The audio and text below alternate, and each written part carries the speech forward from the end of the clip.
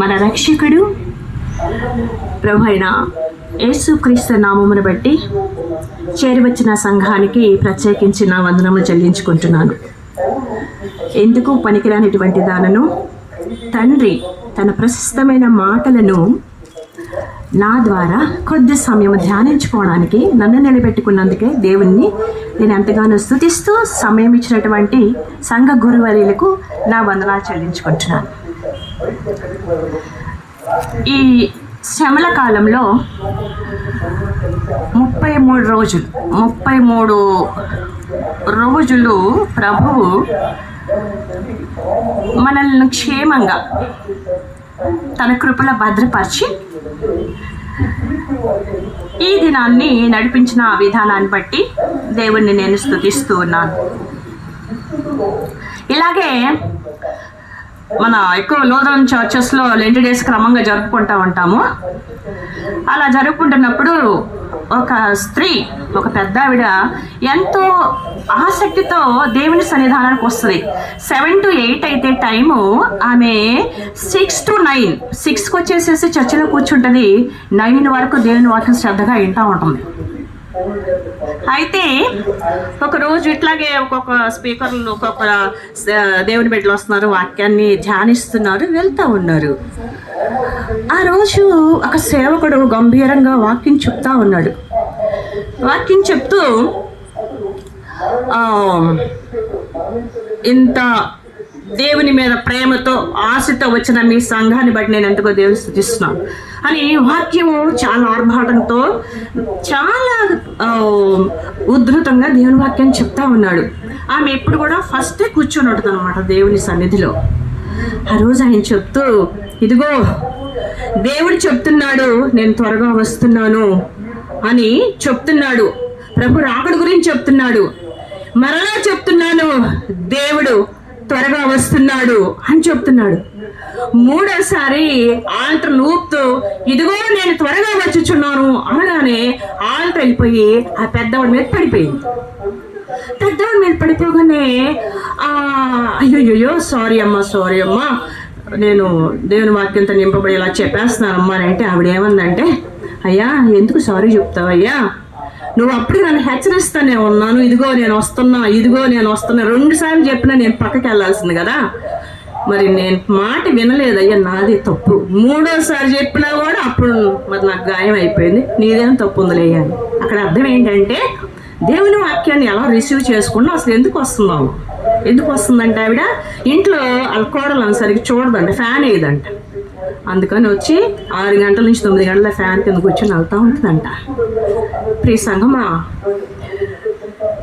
మనము దేవుని వాక్యాన్ని వినడానికి వచ్చేటప్పుడు, సిద్ధపడి వచ్చేటప్పుడు ప్రార్థనాత్మతో నింపబడి వాక్యాన్ని మనము ధ్యానించుకుంటూ వింటూ లోబడుతూ ఉండాలి. ఇక్కడ అంశము సిలువ మార్గము. దానియేలు గ్రంథము 9వ అధ్యాయం 24వ వచనం చదువుగా విన్నాము. అలాగే మత్తయి సువార్త 20వ అధ్యాయం 37వ వచనం నుంచి చదువుగా విన్నాము. ఇక్కడ ఏంటంటే మనం ఎవరైనా కూడా ఒక రోడ్ మీద వెళ్తున్నప్పుడు, ఒక మా మేనల్లుడు ఉన్నారు, బ్రైట్, మమ్మల్ని ఏదైనా ఊర్లు తీసుకెళ్ళేటప్పుడు బైపాస్ రోడ్ మీద తీసుకెళ్తుంటాడు. ప్రక్క తీసుకెళ్ళి, ఎందుకంటే గదుల రోడ్లు అత్తమ్మ, రాళ్ళు రోడ్లు, మనం ఫ్రీగా వెళ్ళలేము, అసలు కంఫర్ట్గా ఉండదని చెప్తా ఉంటాడు. చక్కని మంచి రోడ్డు, ఒకవేళ రోడ్డు డిస్టర్బెన్స్గా ఉంటే ఫోన్ చేసి వాళ్ళ ఫ్రెండ్స్ని అడుగుతూ ఉంటాడు, పలానా ఊరు వైపు పెదలంది రోడ్ బాగుందా బ్రదర్ అని అడిగి మమ్మల్ని మంచి రోడ్డు తీసుకెళ్ళడానికి ప్రయత్నం చేస్తుంటాడు. అంటే ఏంటంటే మనము కంఫర్ట్ జోన్లో కంఫర్ట్గా హ్యాపీగా వెళ్ళడానికి మాత్రమే అలాంటి మార్గాన్ని మన జీవితంలో కూడా ఎక్కడ మనకు శోధనలు రావద్దు, అసలు అంత లైఫ్ అంతా కంఫర్ట్గా హ్యాపీగా ఉండాలని సహజంగా మానవులు కోరుకుంటూ ఉంటాం. అవును కదా?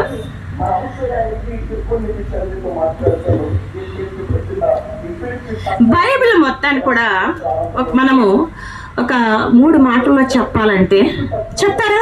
3 మాటలు ఏమని చెప్తారా? బైబిల్ మొత్తాన్ని ఒక 3 మాటలు ఏం చెప్పగలుగుతారా? పాపము, ప్రేమ, పాప విమోచన. పాపము, ప్రేమ, పాప విమోచన. ఆది తల్లిదండ్రుల ద్వారా సంక్రమించినటువంటి పాపము తండ్రి ప్రేమతో కుమారుని త్యాగంతో సర్వమానవాళికి కలిగినటువంటి పాప విమోచన పరిశుద్ధ గ్రంథం అంతా చెప్పబడతాం. అయితే ఈ పరిశుద్ధ గ్రంథంలో పాత నిబంధన ఇయర్ లెంటి డేస్ లో వాక్య భాగాలను చూస్తే నాకు అసలు ఎంత మంచిగా అనిపించాయంటే, అమ్మో అసలు ఎలా ఈ టాపిక్స్ సెలెక్ట్ చేశారో పాష్ గారు అని అనుకున్నాను. పాత నిబంధన గ్రంథంలో ఉన్నటువంటి ప్రవచనాల యొక్క నెరవేర్పే ఈ క్రొత్త నిబంధన, ప్రత్యేకించి ఈ రోజు సిలువ మార్పు. పాత నిబంధనలో దానియేలు గ్రంథంలో చూసినటువంటి ప్రవచనమే ఈ యొక్క మత్తయి సువార్తలో ప్రవచన నెరవేర్పు. అయితే ఈ ప్రవచన భాగం మనం చదివినప్పుడు అక్కడ ఏం తెలుస్తుంది అంటే, ఒక నిర్ణీత సమయం అనేది నిర్ణయించబడింది.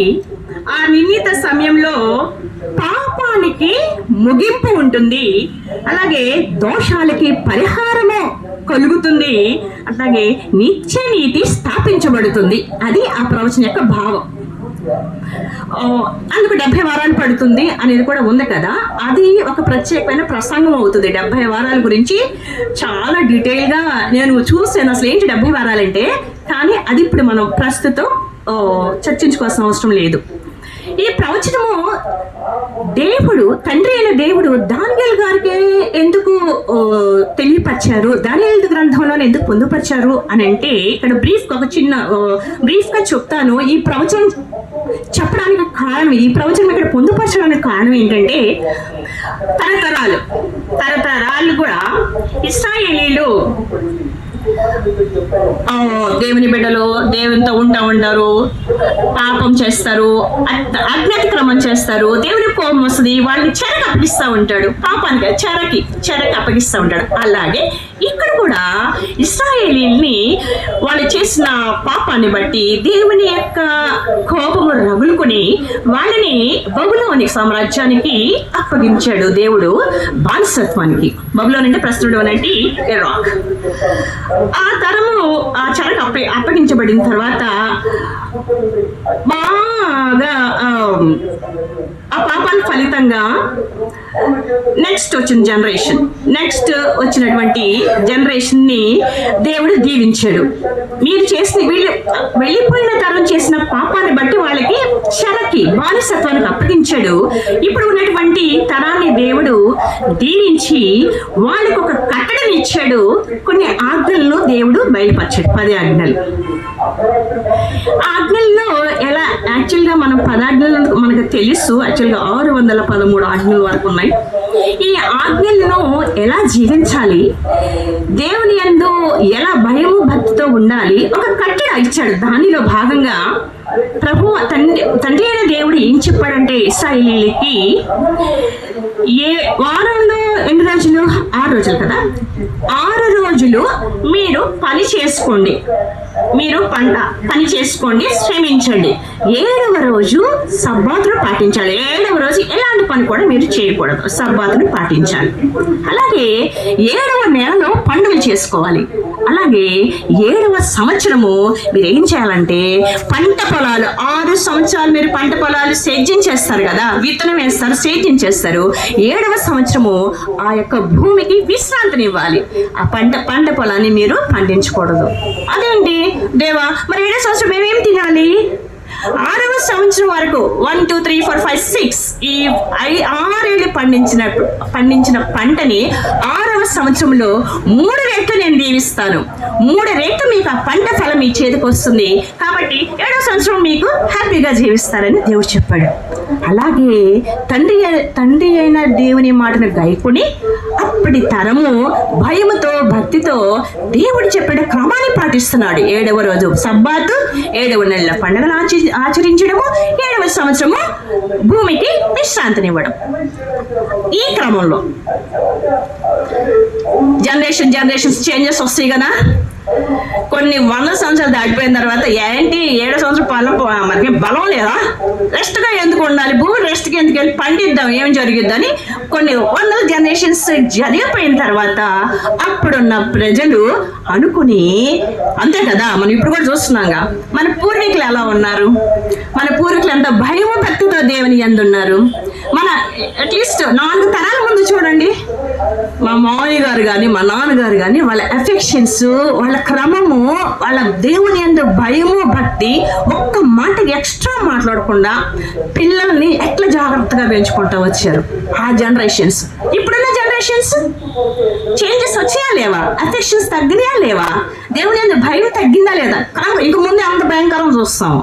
అలాగే వీళ్ళు కూడా మాట వినని జనాంగం ఏం చేశారు, ఒక విత్తనం వేసేద్దామా ఏమైందని చెప్పేసి దేవుని మాటని తిరస్కరించి 7వ సంవత్సరంలో ఏం చేశారంటే వీళ్ళు విత్తనాన్ని వేశారు.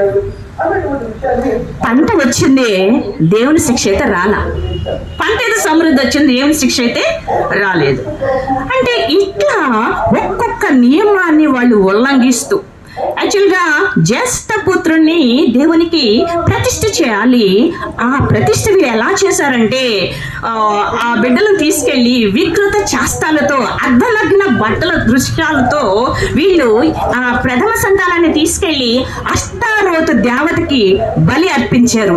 రక్తం పారుతుంటే కేరింతలు కొట్టారు, డప్పులు కొట్టారు, వికృతమైన చేష్టలని చేస్తా వచ్చారు. దేవుడు అవన్నీ చూసి చిరాకు వచ్చేసేసి కోపోద్రేకుడైపోయి వీళ్ళందరం తీసుకెళ్లి బబులోనికి అప్పగించాడు. అది జరిగింది. ఆ టైంలో ఈ చెరబడిన వారిలో దానియేలు గారు ఉన్నారు. ఈ దానియేలు దేవునికి ప్రియమైన వ్యక్తి. అంతేకాదు ఇర్మియా ప్రవక్త యొక్క ప్రవచన గ్రంథాలు చదివినటువంటి ఒక మంచి పౌరుడు. దేవా, ఇక అదే పని, ఐగుప్తులు కూడా ఇశ్రాయేలీయులు ఏడుస్తా కూర్చుని దేవా మమ్మల్ని విడిపించవా, దేవుడా మమ్మల్ని విడిపించగానే కొంతకాలానికి మళ్ళా పిచ్చి పనులని చేస్తారు. అదే పని, ఏడుస్తూ ఉన్నారు. కానీ ఈ ప్రజల పక్షాన దానియేలు ఏడ్చారు. ఇక్కడ ప్రార్థించారు, 21 రోజులు ప్రార్థించినప్పుడు గబ్రియేలు దేవదూతతో తండ్రి అయిన దేవుడు ఒక సమాచారాన్ని పంపించాడు. ఆ సమాచారమే దానియేలు గ్రంథంలో మనం ఇప్పుడు చదివినటువంటి వాక్య భాగం. ఈ ప్రవచన ప్రకారము ఒక కాలము నిర్ణయించబడింది. దానికి పాపానికి ముగింపు వస్తుంది, దోషానికి పరిహారం కలుగుతుంది, అలాగే నీతి స్థాపించబడుతుంది, దేవుని రక్షణ కార్యము పరిపూర్ణమవుతుంది. అది ప్రవచనం. మరి ఎప్పుడు ఆ కాలం ఎప్పుడు అది క్రొత్త నిబంధనలో నెరవేర్పు. ఈ ప్రవచన కాలము, ఈ ప్రవచన అనేది ఒక మాట కాదు, ఇది దేవుని యొక్క రక్షణ ప్రణాళిక.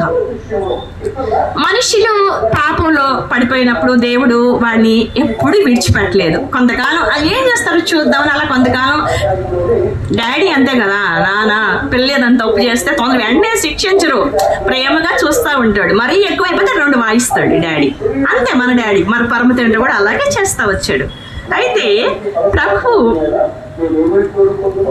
ఆనాడు ఏదేనిలో పాపం చేసినటువంటి ఆదాముని వెతుక్కుంటూ యాజ్ యూజువల్ గా మాట్లాడుకుంటూ ఉంటారు కదా, దేవుడు ఆదాము నీవెక్కడా అన్నప్పుడు పాపం చేసి చిగ్గుతో పొదలో దాక్కున్న ఆదాము అలాగే సాతాన కబంధ హస్తాలకి చిక్కుకుపోతారని, పాపములో మగ్గిపోయి నరక కూపములో అయిపోతాడని చెప్పేసి తండ్రి అయిన దేవుడు ప్రేమించి ఒక ప్రణాళికతో అప్పటికప్పుడు సాతాను నుంచి తప్పించడానికి ఒక క్రమబద్ధమైనటువంటి రీతిలో తండ్రి అయిన దేవుడు మన పాపాన్ని తొలగించడానికి మరియు మనిషిని దేవునితో తిరిగి కలపడానికి ఏర్పాటు చేసినటువంటి ఒక మార్గమే యేసుక్రీస్తు ప్రభు.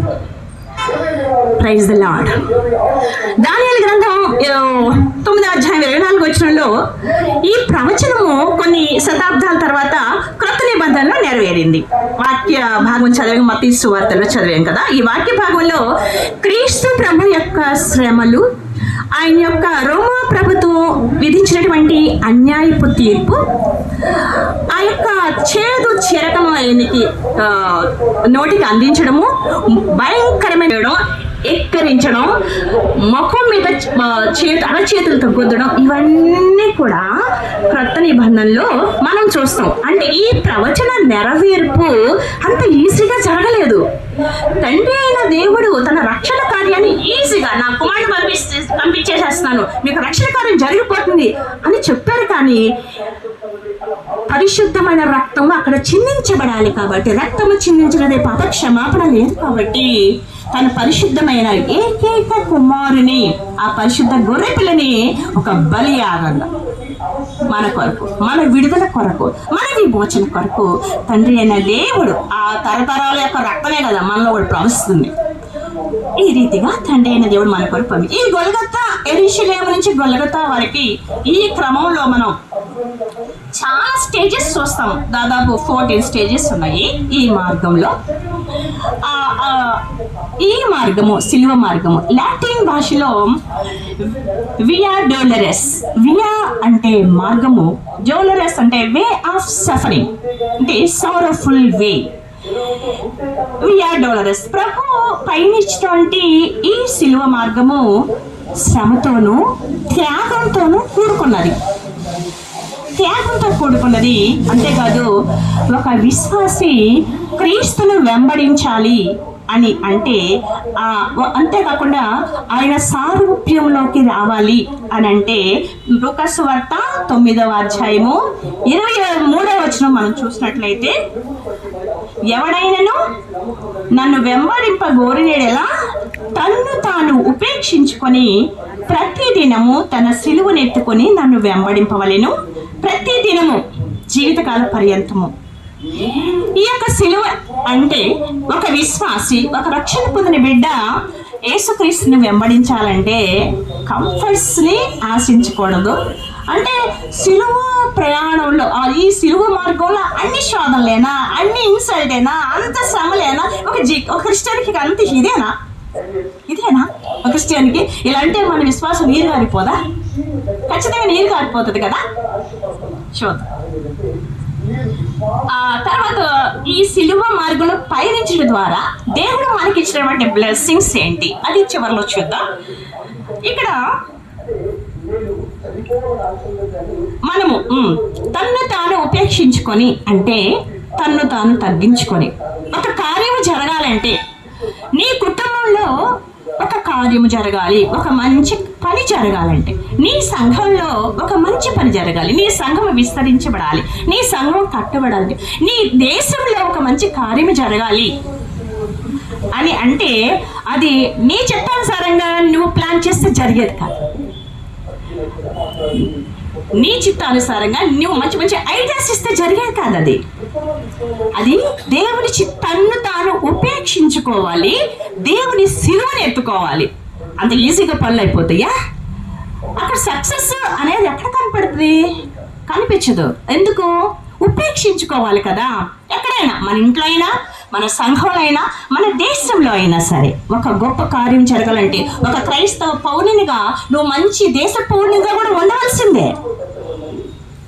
అయితే ఇక్కడ తన సిలువను ఎత్తుకొని తన చిత్తం కాకుండా దేవుని చిత్తాన్ని నెరవేర్చాలి. నీ చిత్తం కాదు, నా చిత్తం కాదు. సపోజ్ ఇక్కడ ఏంటంటే సింపుల్గా మనం ఇక్కడ ఏం చెప్పుకోవచ్చు అంటే, ఏది మనకిష్టమో అది దేవుడు చేయొద్దు అంటాడు, దేవుడు ఏది చేయమంటాడో అది మనకిష్టం ఉండదు. అంతే. మరి ఎలా అంటే కనిపెట్టుకోవాలి, దేవుని దగ్గర కనిపెట్టుకోవాలి, ఉపేక్షించుకొని సిలువనెత్తుకొని దేవుడు పడిన శ్రమలను మనము ధ్యానించుకుంటూ స్మరించుకుంటూ చివరగా విజయం ఎలా వచ్చిందో అది మనం స్మరించుకుంటూ ఈ కార్యం జరిగించాలి. ఇక్కడ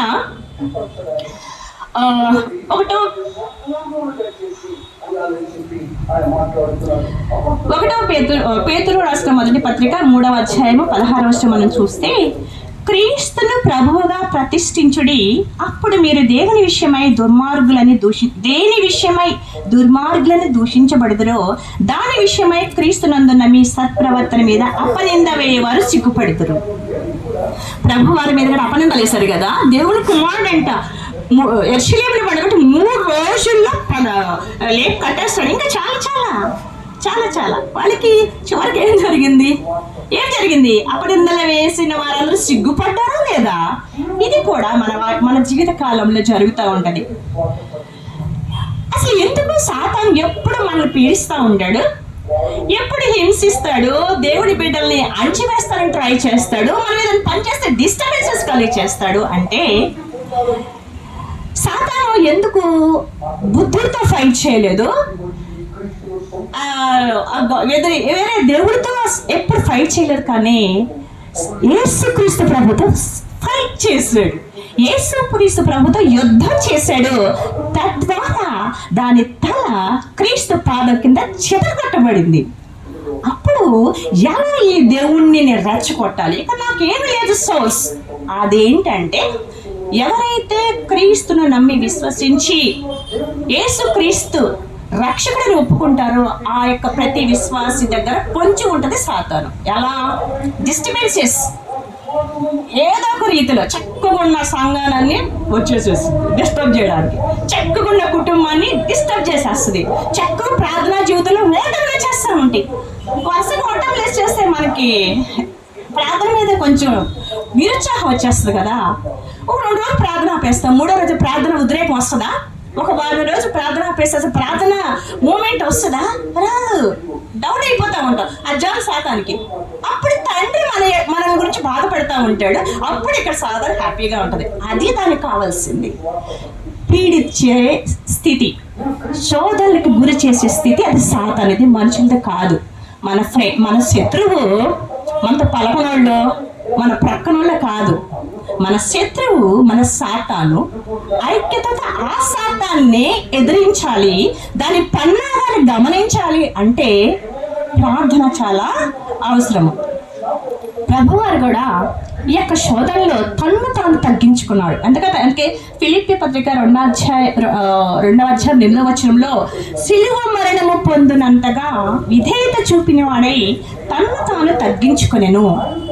విధేయత అంటే తండ్రితో ఈయన సమానుడు, నేను నా తండ్రి కుమారుని, అమ్మో ఈ సీట్ ప్రిన్స్, ఈ సీట్ నేను వదిలిపెట్టలేను అని అనుకున్నాడా దేవుడు?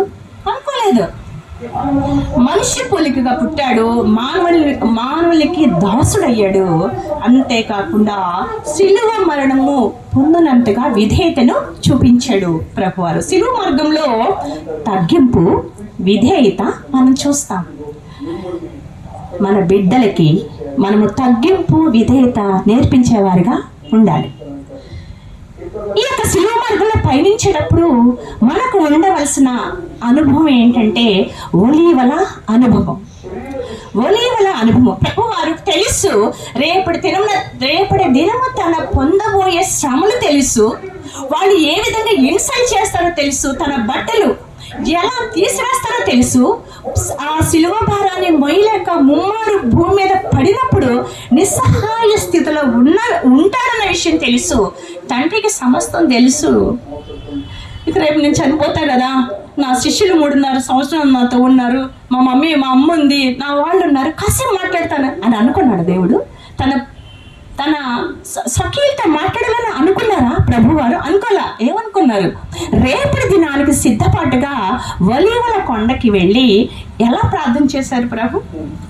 ఎలా ప్రార్థన చేశాడంటే ప్రసవ వేదనతో కూడిన ప్రార్థన. తన ఎదుర్కొనబోయే భయానకమైనటువంటి ఆ శోధనను జయించాలంటే ప్రార్థన అనేది ఒక ఆయుధంగా ప్రభువారు తీసుకున్నారు. మనకు శోధనలు వస్తూ ఉంటాయి కదా.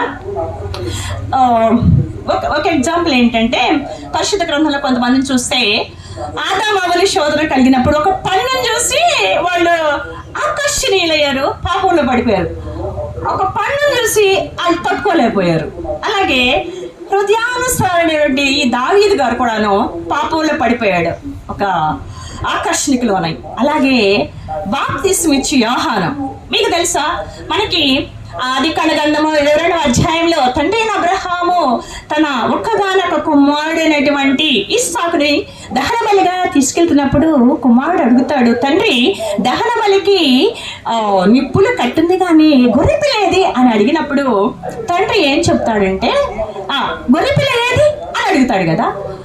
అక్కడ అడిగిన ప్రశ్నకి క్రొత్త నిబంధనలో బాప్తిస్మా ఇచ్చే యోహాను జవాబు చెప్పాడు. యోర్దాను నదిలో ప్రభువు నడిచి వెళ్తూ ఉంటే, ఇదిగో లోక పాపములు మోసుకొని పోవు దేవుని గొర్రెపిల్ల. అంత గొప్పగా దేవుడి బూరగా వాడబడినటువంటి బాప్తిస్మా ఇచ్చే యోహాను ఎప్పుడైతే చెరకు పట్టబడ్డాడో అక్కడ ఏమన్నాడు? యేసు ప్రభుతో ఏమన్నాడు? నువ్వే నా మెస్సయ్యవి, ఇంక మీ ఎవరి కోసం ఎదురు చూడాలా? తల్లడిల్లిపోయాడు. అంత గొప్ప వ్యక్తి కూడా నిజంగా నువ్వే నా మెస్సయ్యవి ఏంటి? ఒక చిన్న డిస్టర్బెన్స్ రాగానే అలా గాలికి చెదరగొట్టు అయ్యేసరికి ప్రభువారు ఏమన్నారంటే, యోహాను నువ్వు గాలికి చెదిరిపోయే రెల్లు వంటి వాడివి. అంటే ప్రియ సంఘమా, శోధన వచ్చినప్పుడు, ఇలా ఆకర్షణలకు వచ్చినప్పుడు దేవుణ్ణి కలిగిన గొప్ప బిడ్డలు కూడా పడిపోయారు. అదే సందర్భంలో మనం దేవుడు శోధన వచ్చినప్పుడు జయించినటువంటి బిడ్డలు కూడా ఉన్నారు. యోసేపు గారు కదా, పాపానికి దూరంగా పరిగెత్తుకొని వెళ్ళిపోయాడు. ఆ స్థితి మనము ఎంతో ప్రేస్ చేస్తూ ఉంటాము, దేవుడి కార్యాలు తెలుసు. కొంచెం ఏమన్నా శోధన దగ్గర వాళ్ళ ఆకులు వేసేసి మీటింగ్లు పెట్టేసేసుకొని ఎలా సొల్యూషన్ అనుకుంటా ఉంటాం. ఒక వాటర్ ఫాల్స్ ఉంది, నయగరా వాటర్ ఫాల్స్. ఆ వాటర్ ఫాల్స్ ఈ కొండ నుంచి ఆ కొండకి ఒక పెద్ద తాడు కట్టి ఒక ప్రావీణ్యత కలిగిన వ్యక్తి ప్రపంచంలో ఉన్నటువంటి మీడియాను మొత్తం పిలిచాడంట. పిలిచి, చూడండి నేను ఈ చివరి నుంచి ఆ చివరికి నేను నడుస్తాను అంటే, ఒకవేళ పడితే ఎక్కడ వెళ్ళిపోతాడు, కనపడు అని చెప్పేసి ప్రజలందరూ వచ్చేసారు. ఆ నయగరా వాటర్ ఫాల్స్ ఈ చివరి నుంచి ఆ చివరికి తాడు కట్టి ఒక చిన్న కథ సహాయంతో ఆయన ఈజీగా నడుచుకుంటూ వెళ్ళిపోయాడంట. అందరూ చప్పట్లు, కేరింతలు, ఆర్భాటాలు చేశారంట. ఓకే, ఇప్పుడు నువ్వు గొప్పవాడివి అని చాలా పొగిడారంట. ఇప్పుడు నేను 30 కిలోల బస్తాను మోసుకొని ఇటు నుంచి అటు నడుస్తాను, చూస్తారా అంటే అసాధ్యం అన్నారంట. చూడండి, 30 కిలోల బస్తా పట్టుకొని నయగరా వాటర్ ఫాల్స్ నుంచి ఆ చివరి నుంచి ఈ చివరికి ఈజీగా నడుచుకుంటూ వెళ్ళిపోయాడు ఆయన. ఇక ప్రజలు అయితే ఒక దేవుళ్ళలాగా కొలిచేశారు. అమ్మో, ఇంత గొప్ప వ్యక్తివా నువ్వు అని. ఎక్కడో ఏమనుకునేస్తా, అసలు నాకు ముందే తెలుసు, మా బ్రదరే మొన్నే మాట్లాడాను అంటే చక్కగా కలిపేసుకుంటున్నారు అనమాట. అంటే అంతే కదా, మనం కొంచెం గొప్పగా ఉన్న వాళ్ళు మా తెలిసిన వాళ్ళు, మా అక్క ఫ్రెండ్స్, మా అన్నయ్య ఫ్రెండ్స్ చెప్పేసేసుకుంటా ఉంటాం. అలా అంత గొప్పగా నన్ను నమ్ముతున్నారా? నిన్ను నమ్ముతాము, నువ్వు గొప్ప ప్రాణీయత కలిగిన వ్యక్తివి, నీకు మించిన వాళ్ళు లేరు, వరల్డ్ రికార్డ్ అనేది. సరే, అయితే ఇప్పుడు ఏం చేద్దామంటే, మూడోసారి మీలో ఎవరైనా ఒకరు వచ్చి నా భుజం మీద ఎక్కితే ఈ చివరి నుంచి ఆ చివరికి తీసుకెళ్తాను అని చెప్పేసి వెనక్కి తిరిగి ఇలా తన కట్స్ చూపించి అలా నుంచాడు. రండి ఎక్కడంటే 2 minutes టైం ఇచ్చాడు కళ్ళు మూసుకొని. ఇక 2 minutes తర్వాత అందరు చూసి ఎవరైనా ఎక్కుతారని చూస్తే అక్కడ ఒక్క మనిషి కూడా లేరు, అట్లా ఉండదు మన విశ్వాసం. దేవుడు చేసిన కార్యాలు, ఎర్ర సముద్రాన్ని పాలు చేశాడు మా దేవుడు, చనిపోయిన వ్యక్తులు లేపాడు మా దేవుడు, స్వస్థతలు ఇచ్చాడు మా దేవుడు. మా దేవుడికి అసాధ్యమైన ఉందా? నీ సమస్య వచ్చినప్పుడు, మన సమస్య వచ్చినప్పుడు అలా ఉన్నామా? ఆ విశ్వాసాన్ని మనం ప్రచారం చేస్తున్నామా? కాబట్టి ఒక నిజమైన క్రైస్తవునికి అన్ని సందర్భాలలో ఉండవలసింది విశ్వాసం. ప్రభువు వారితో తన యొక్క 3.5 సంవత్సరము శిష్యులతో గడిపారు. ఆ శిష్యులు దేవుని ఎంతగానో ప్రేమించారు. వీళ్ళలో 3 రకాలైన శిష్యులు, పేతురు, యూదా ఇస్కరియోతు అండ్ తోమా. ఈ ముగ్గురు పరిస్థితి ఏంటి? పేతురు స్నానం రాగానే ఎవరు నాకు తెలియదు 3 సార్లు చెప్పారు. యూదా ఇస్కరియోతు ఏకంగా ప్రభువాన్ని శిలువకు అప్పగించాడు. తోమా అయితే ప్రభువారి యొక్క పునరుద్ధాన శక్తిని నమ్మని వాడయ్యాడు. నమ్మలా, నేను ఆయన గాయాల్లో వేలి పెట్టి చూస్తేనే నమ్ముతా. మరి ప్రభుతో ఉన్నారు కదా, అన్ని అద్భుతాలు చూశారు కదా, ప్రార్థన జీవితాన్ని చూశారు, మీరు కూడా ఆ జీవితంలో గడిపారు కదా. అంటే ఒక క్రైస్తవ విశ్వాసకి సిలువ మార్గంలో ఇలాంటి టీం ఉంటుంది మనతో. అంటే మనతోనే ఉంటారు, అన్ని మనతోనే ఉంటారు. కొంతమంది ఇట్లా ఉంటారు. అందుకని ప్రభువారు వాళ్ళేం దూరం చేయలేదుగా. దూరం చేశాడా? నువ్వు అబద్ధం ఆడావు, నువ్వు ఇక్కడ నుంచి నాతో మాట్లాడద్దు, గెట్ అవుట్ అన్నాడా? తోమాని ఏమైనా దూరం చేశాడా?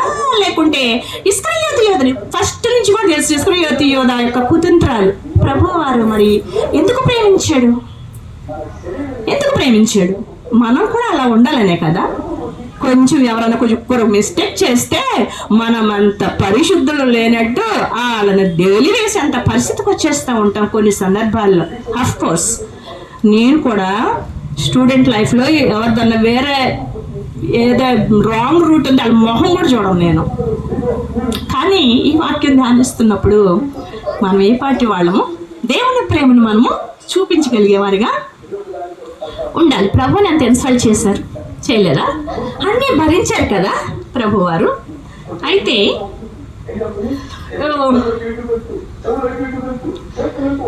నాకే ఎందుకు ఈ కీడు, నాకు ఇంత ప్రార్థన చేస్తా కదా, నాకే ఎందుకు ఈ కీడు, నా ఇంట్లో ఎందుకు ఈ మరణము, నా ఇంట్లో ఎందుకు ఈ అభివృద్ధి లేదు అని మనము అనుకునే సందర్భాలు కూడా వస్తూ ఉంటాయి. ప్రియ సంఘమా, సిలువ మార్గంలో ఇవన్నీ జరుగుతూ ఉంటే అది గొప్ప విశ్వాసం అని కాదు, కానీ నా యొక్క కుటుంబము చాలా హ్యాపీయెస్ట్ కుటుంబం, చిన్న కుటుంబం. నేను దేవుని చిత్తానికి వ్యతిరేకంగా మేము ప్రార్థించాము, అది దేవుడి చిత్తం కాదు తర్వాత మాకు తెలిసింది. మరి గొప్ప శోధన, అది డైజెస్ట్ కాని శోధన మా జీవితంలో ప్రవేశించింది. ప్రార్థన ద్వారా అసలు మేము బ్రతకమేమో అనుకున్నాం. మేము ప్రార్థన ద్వారా దేవుడు తన ఆదరణకర్తను, పరమ తండ్రిని ఆ కుటుంబానికి యజమానిగా ఉంచి నడిపిస్తా ఉన్నందుకు దేవునికి నేను వందనాలు చెల్లించుకుంటున్నాను. యెహోవా యందు భయభక్తులు కలిగి ఆయన త్రోవలు యందు నడిచేవారు ధన్యులు, పూర్ణ శాంతి నిత్య జీవము అక్కడ దొరుకుతుంది. సండే పాష్ గారు చెప్పారు కదా. ఇక్కడ ఈ has a purpose for your life. దేవుడి వాక్యం ధ్యానిస్తున్నప్పుడు నీ గురించి దేవునికి ఒక పర్పస్, ఒక ఉద్దేశం ఉంటుంది. అంతేగాని ప్రతి విషయంలో తల్లడిల్లిపోకూడదని చెప్పాడు. యునైటెడ్ నేషన్స్ ఆధ్వర్యంలో సస్టైనబుల్ డెవలప్మెంట్ సొల్యూషన్ నెట్వర్క్ అంటే SDSN అది మార్చి 20న ఏ దేశ ప్రజలు సంతోషంగా ఉండాలని ఒక సర్వే నిర్వహించారు. మార్చి 20th happiest world happiest day. మీరు ఎవరైనా చెప్తారా ఏ దేశం బాగా హ్యాపీగా ఉందో అని చెప్పగలుగుతారా? ఏ దేశం ఫస్ట్ వచ్చి ఉంటుంది? గెస్. ఏ దేశం ఫస్ట్ వచ్చి ఉంటుంది? అమెరికా కాదు, ఫిన్లాండ్. ఫిన్లాండ్ ఫస్ట్ వచ్చి. మన దేశం ఏ ప్లేస్లో ఉండి ఉంటుంది? 116 అంత లీస్ట్ ఉంది.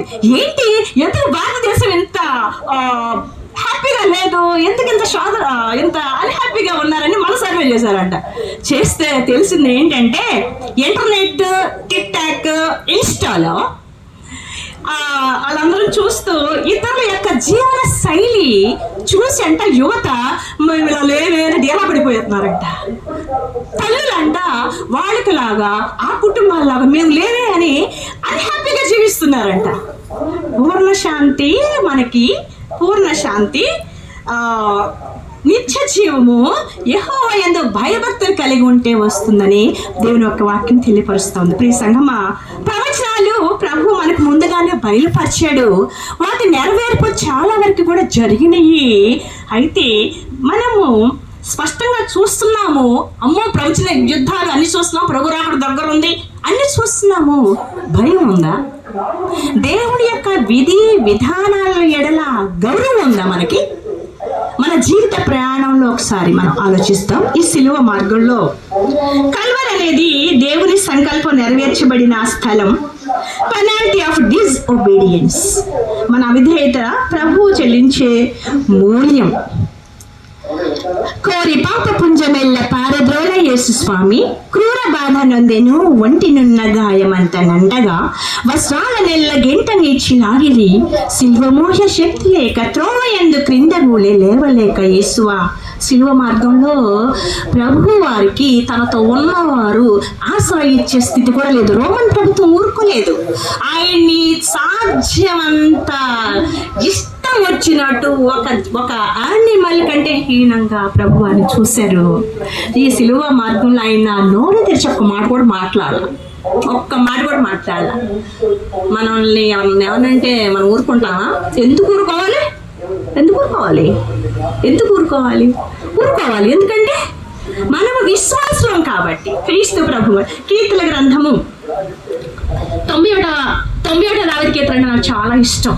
91వ దావీదు కీర్తన. ఈ శ్రమలు పడుతున్నప్పుడు నీ పాదాన్ని తొట్టులోనివ్వడు, ఈ శోధన నిందలు అన్ని కొద్ది కాలమే, వీటి నుంచి తప్పించి ఘనపరుస్తానని మాట ఇచ్చాడు తండ్రి అయిన దేవుడు. 121వ దావీదు కీర్తన 1, 2, 3 వచనాల్లో నీ మార్గంలో నీ పాదాలు తొట్టులోనివ్వడు, ఎన్ని శ్రమలైనా స్థిరంగా నిలబెడతావు ఎప్పుడైతే మనం ప్రభువుని ఆనుకుంటాం. అలాగే ఉత్తర ప్రత్యుత్తరాల గ్రంథంలో 26వ దావీదు కీర్తనలో మనం ఉత్తర ప్రత్యుత్తరాలు చదివాం కదా. అక్కడ అది ఏంటంటే ఒక విద్యార్థి బాగా చదివి పరీక్ష రాస్తే అతనికి పరీక్ష భయం అనేది ఉండదు. అలాగే దేవుని మార్గంలో శిలువ మార్గంలో నడిచేటటువంటి వ్యక్తికి ఎలాంటి భయము ఉండదు. ఎందుకంటే ఆయన మార్గము యథార్థమైనదిగా ఉంది, పరిశుద్ధమైనదిగా ఉంది. 125వ దావీదు కీర్తన 4, 5 వచనాల్లో యెహోవా మంచి వారికి మేలు చేయను, యథార్థ హృదయులకు మేలు చేయను. అలాగే యాకోబు పత్రిక 5వ అధ్యాయం 19-20 వచనాల్లో ఒకవేళ దేవుని మార్గము ఎవరైనా తప్పిపోతే వంకర మార్గాల్లోకి వెళ్ళారనుకోండి, అదే నేను ఎప్పుడు బాధపడతా. ఎవరైనా తప్పు చేస్తారో, తప్పు చేసినప్పుడు తప్పు చేసామని అది మనం వాళ్ళని తోసివేసేయకూడదు, దూరంగా పంపించేసేయకూడదు. అలాంటి వాళ్ళని యాకోబు పత్రికలో ఏం చెప్తున్నారంటే, ఎవరైనా తప్పిపోతే వాడిని తప్పు మార్గం నుండి మళ్ళించే బాధ్యత ఒక విశ్వాసగా నీకు నాకు ఉంది. వాళ్ళని రక్షించే బాధ్యత. పాపిని మనం చాలా దూరంగా పెట్టడం అలవాటైపోయింది. సో ప్రియ సంగమా, మరి ఈ శోధనలన్నీ భరిస్తూ ఉంటే ఇది మీరు చదవాలి అందరూ. అప్పుడు పౌలు ఫిలిప్పీయులకు రాసిన పత్రిక 2వ అధ్యాయము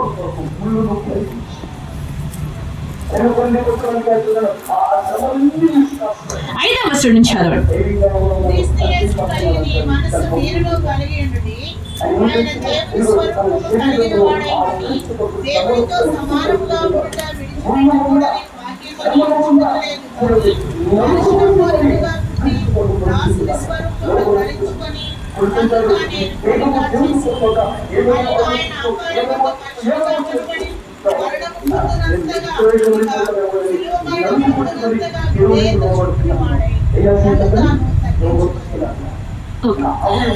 థ్యాంక్ యూ సార్.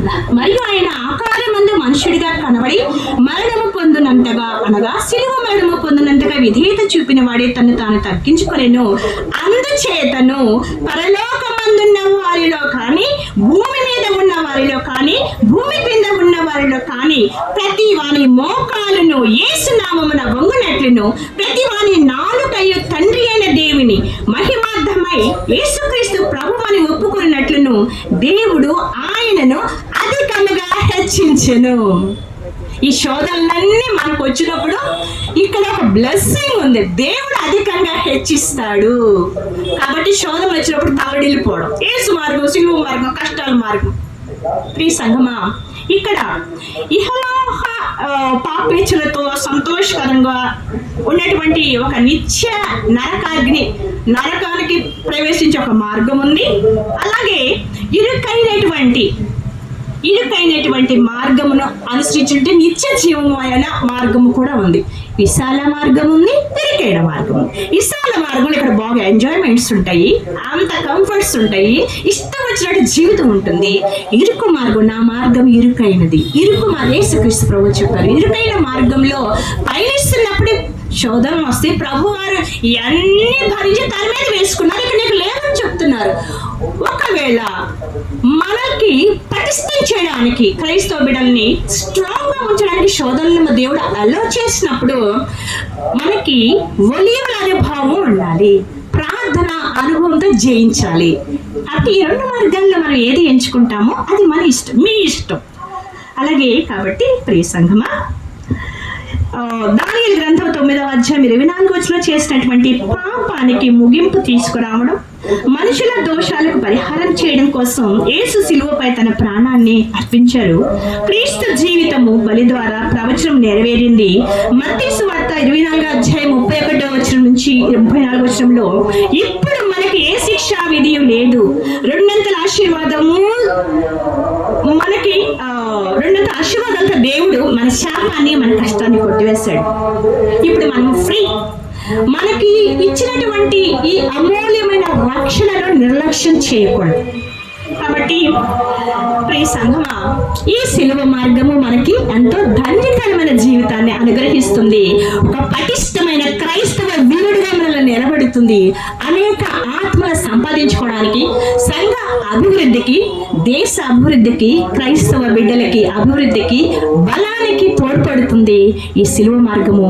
ఇంత గొప్ప మార్గాన్ని రక్షకుడైన దేవుడు మనకు మాదిరిగా చూపించి ఒక విజయ పథంలో క్రైస్తవ బిడ్డలను పెట్టినందుకు దేవుడిని నేను స్తుతిస్తూ, అల్పురాలైన నన్ను ఎంతసేపు తండ్రి నిలబెట్టుకున్నందుకు దేవుడిని మరొకసారి నేను వందనాలు చెల్లించుకుంటూ, నాకు అవకాశం ఇచ్చిన సంఘానికి, సంఘ గురువులకి నా థ్యాంక్స్ చెప్పుకుంటూ వాక్యాన్ని ముగిస్తాను. పరిశుద్ధుడా, నీ పరిశుద్ధ పాదములకు వందనాలు, స్తుతులు, స్తోత్రములు తండ్రి.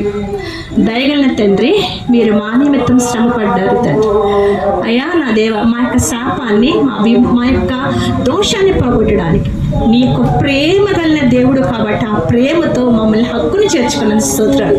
మీరు ఇచ్చిన రక్షణను ప్రభ, ఆ విలువైన రక్షణను ప్రభ మేము స్వాధీనం చేసుకొని దేవా గొప్ప మనస్సుతో, దీన మనస్సుతో మిమ్మల్ని స్తుతించువారగా ఉండడానికి, నా సంఘాన్ని దీవించమని, సంఘాన్ని అభివృద్ధి చేయమని, నీ నామ మహిమార్థము మమ్మల్ని అందరూ ఒక కుటుంబంగా భద్రపరచమని, సాతాను అంధకార శక్తులను లైవ్ చేస్తూ మిమ్మల్ని మహిమపరుస్తున్నాను. నేను తగ్గించుకుంటూ యేసు నామమున ప్రార్థిస్తున్నాను పరమ తండ్రి, ఆమేన్.